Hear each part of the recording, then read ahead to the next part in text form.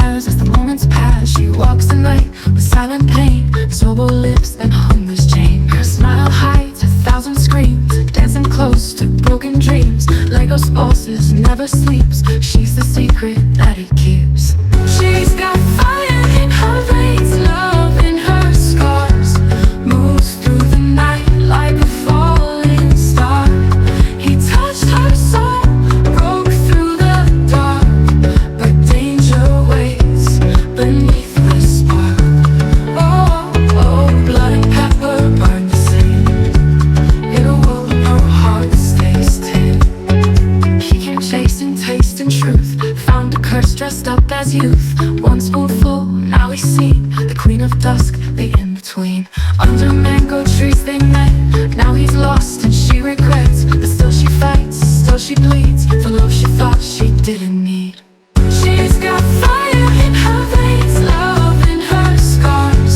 Moves through the night like a falling star. He touched her soul, broke. Amarachi stood on the balcony of her third-floor Lagos studio, the city's neon heartbeat pulsing around her. Below, the Lekki stretch was alive with late-night traders calling out their wares, suya, boli, pepper-soaked fish, and the distant thump of Afrobeat mixed with the hum of impatient traffic. She sipped her zobo tea, its ruby tang soothing her senses, or at least it would have, if her senses still worked the way they once did. By day, she was a rising star in Nigerian fashion, bold Ankara prints, daring cuts, and a flawless eye for color. By night, she was something else.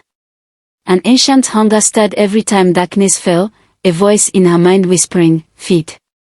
Ever since that beach party ritual 2 months ago, when a careless toast with cursed palm wine became a blood-soaked rite, Amarachi had worn the exquisite pain of undeath beneath her elegant skirts. She closed her eyes and breathed deep. One night at a time. Toby Okiowo lived for flavor. As Lagos's most charismatic food vlogger, he roamed the city in search of the perfect jollof rice, the juiciest grilled catfish, and, most importantly, the pepperiest pepper soup. His latest obsession was a hole-in-the-wall joint on Broad Street run by Mama Kemi, whose spicy goat pepper soup could awaken a corpse. He joked that if any soup could raise the dead, hers was it. This particular evening, Toby's camera rig slung over his shoulder, he navigated the narrow, potholed lane toward Mama Kemi's veranda store. He was late, the parking attendant had adjusted his fee, and in Lagos any delay was magnified by the city's ceaseless momentum. He was about to grimace when he caught sight of her. Amarachi emerged from the shadows beneath an aged mango tree. Her hair was a cascade of ink-black waves, her skin glimmered in the streetlight like polished onyx. She wore a crisp white blouse, blood-stain-free, of course, and a pencil skirt that hugged her hips. Toby blinked, certain for a moment he'd hallucinated. She approached the store, eyes fixed on the steamboat of pepper soup. Mama Kemi ladled a steaming bowl, topped it with chopped scent leaves and a raw scotch bonnet, then handed it across the counter. Amarachi slid a slender hand into her purse and dropped a crisp note. As the currency changed hands, her thumb brushed Mama Kemi's wrist, and the older woman recoiled as though she'd tasted vinegar. Toby dropped into the seat next to Amarachi, introducing himself with his signature grin. Toby Okiowo. Food vlogger extraordinaire. And you are? She frowned at him, cool amusement in her dark eyes. I'm no one you should bother, Mr. Vlogger. He laughed, unperturbed. Everyone's worth bothering for the right story, and the right soup. You must try it. Nothing wakes up your arteries like Mama Kemi's pepper soup. Against every rule in her undead heart, she took the bowl. The first spoonful brought a burst of haze. Koyan fire, ginger warmth, pure life. Amarachi paused mid-sip, closing her eyes. The heat cut through centuries of thirst, reminding her of the pulse she no longer felt. Toby watched, fascinated. Hot enough for you, he teased. She swallowed hard. It's remarkable. He grinned. Then you're the perfect guest. Care to join my channel? Taste of Lagos, Fiery Edition. She hesitated. Rules weren't suggestions. Then, Toby's smile, so genuine, so alive, melted her resolve. Very well, she said softly. As the camera rolled, pepper soup turned into laughter, into conversation, into something Amarachi hadn't experienced since her accident, joy. Over the next week, Toby and Amarachi's on-camera friendship blossomed off-screen. He guided her through his favorite jollof spot in Yoba. She showed him her fledgling fashion boutique in Victoria Island. At dusk, they lingered on the beachfront, where Lagos Lagoon met the Atlantic, eating roasted plantains and watching the lights of a lash flicker in the distance. But Toby was a journalist at heart. He sensed something cloaked beneath her elegance. She never drank water, only zobo tea at home. She always returned to her studio before midnight. And she moved with an otherworldly grace, slipping through dark alleys with no hint of fear. One evening, he followed her after their dinner date at a rooftop bar. She drove a sleek midnight blue SUV. He tailed her on motorbike, weaving through traffic until she turned onto a nearly deserted service lane. They arrived at a derelict warehouse off Admiralty Way.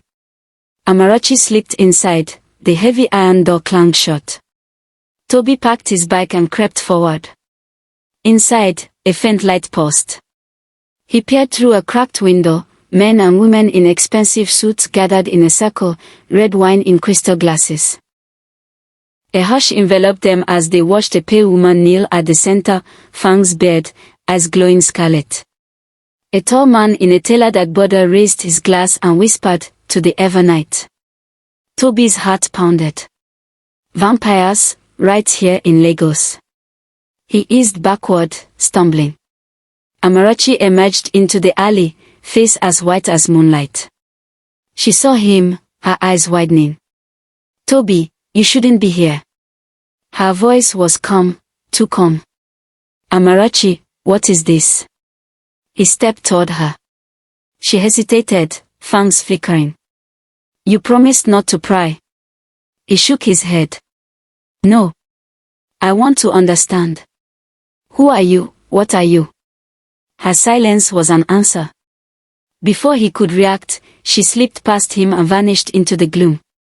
For 3 nights, Toby's world tilted. He scoured Lagos's underbelly, from Shomolu to Ikoyi, piecing together rumors of a hidden vampire clan, the Covenant of the Eternal Veil. They controlled nightclubs, media outlets, even local politicians. Feeding on corruption as easily as they fed on blood. Some said they were centuries old. Others whispered they plotted to overthrow the city's guardians, to usher in an age of vampire supremacy. All clues pointed to one name, Chief Solomon Ojoku, a powerful senator rumored to convene midnight banquets in his Lekki mansion. But the deeper Toby dug, the more danger he courted. On the 4th night, someone warned him, "Stop digging, or we'll dig your grave." The message was scrawled in blood on his studio's door, "Know thyself." Toby's resolve only hardened. He returned to the warehouse on Admiralty Way at midnight, armed with a hidden camera and a flask of holy water, an irony he savored. He slipped inside through a broken side door. The chamber was empty save for Amarachi, standing beneath a shaft of moonlight, tears glistening. "You shouldn't have come," she whispered. He moved to her. "I had to know the truth. I care about you." She shook her head, shoulders trembling. "I've lived 1,000 lifetimes. I've watched my prey die, begged for death myself. I swore I would never, never fall in love with a human." He took her cold hand. "Love doesn't care about rules." She closed her eyes. Then she opened them, and for a heartbeat, they were ebony pools of anguish. She pulled him close and kissed him, lips surprisingly warm. His camera clattered to the floor unnoticed as she poured centuries of longing into that single kiss. But the kiss was a summons. From the shadows, a dozen figures emerged, eyes glinting crimson. Chief Ojoku stepped forward, a border trailing behind him like spilled ink. "Amarachi," he said, voice silk and still. "Your disobedience endangers all of us." You know the punishment. She drew back, shoulders squared. I will not give him to you. The vampires advanced. Toby stepped in front of her. Leave her alone. A rustle in the crowd, one vampire, younger, his face twisted in disgust. Senator, she calls him, lover. What a pathetic betrayal. Chief Ojoku smiled thinly. Love is weakness. And weakness must be purged. He raised a hand, and the chamber plunged into darkness. The next hours blurred. Toby and Amarachi fought side by side, fangs and fear against claws and ancient power. Amarachi's strength was unholy, her speed inhuman.